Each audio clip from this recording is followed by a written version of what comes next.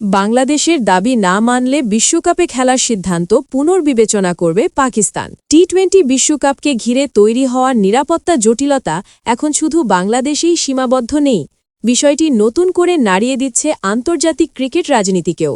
ভারতের মাটিতে টি-20 বিশ্বকাপ খেলতে না যাওয়ার কঠোর অবস্থানে অনড় রয়েছে বাংলাদেশ ক্রিকেট বোর্ড বিসিবি।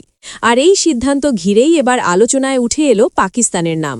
ভারতীয় সংবাদ মাধ্যম এনডিটিভির এক প্রতিবেদনে দাবি করা হয়েছে, বাংলাদেশের নিরাপত্তা উদ্বেগের বিষয়টি সমাধান না হলে বিশ্বকাপে নিজেদের অংশগ্রহণের সিদ্ধান্ত পুনর্বিবেচনা করতে পারে পাকিস্তান।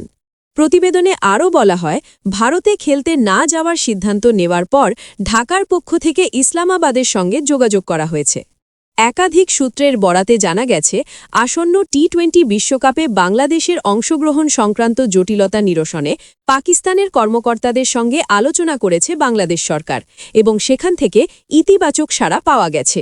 সূত্র জানায়, বাংলাদেশের দাবি যদি আইসিসি মেনে না নেয় তাহলে পাকিস্তানও বিশ্বকাপে খেলার বিষয়ে নতুন করে ভাবতে পারে, যা আন্তর্জাতিক ক্রিকেটে বড় ধরনের চাপ তৈরি করতে পারে আইসিসির ওপর। বিসিবির সঙ্গে বৈঠক করেন আইসিসির ইন্টিগ্রিটি ইউনিটের general manager Andrew F grave. বিকেলে বিসিবি কার্যালয়ে অনুষ্ঠিত হয় এই গুরুত্বপূর্ণ বৈঠক। একই সঙ্গে অনলাইনে যুক্ত ছিলেন আইসিসির ইভেন্টস অ্যান্ড কর্পোরেট কমিউনিকেশনস বিভাগের জেনারেল ম্যানেজার গৌরব সাক্সেনা, যিনি ভিসা জটিলতার কারণে ঢাকায় আসতে পারেননি। দীর্ঘ বৈঠকের পরও নিজেদের অবস্থান থেকে এক চুলও সরেনি বিসিবি। বৈঠক শেষে সংবাদ বিজ্ঞপ্তিতে জানানো হয়, টি-20 বিশ্বকাপে বাংলাদেশের ম্যাচগুলো ভারতের বাইরে শ্রীলঙ্কায় আয়োজনের দাবি আবারও আনুষ্ঠানিকভাবে জানানো হয়েছে আইসিসিকে। একই সঙ্গে তুলে ধরা হয়েছে বাংলাদেশ সরকারের উদ্বেগ, সমর্থক, দলের খেলোয়াড়, গণমাধ্যম কর্মী ও সংশ্লিষ্ট সকলের নিরাপত্তা নিয়ে। এছাড়া আয়ারল্যান্ডের সঙ্গে বাংলাদেশের গ্রুপ পরিবর্তনের বিষয়েও আলোচনা হয়, যাতে ন্যূনতম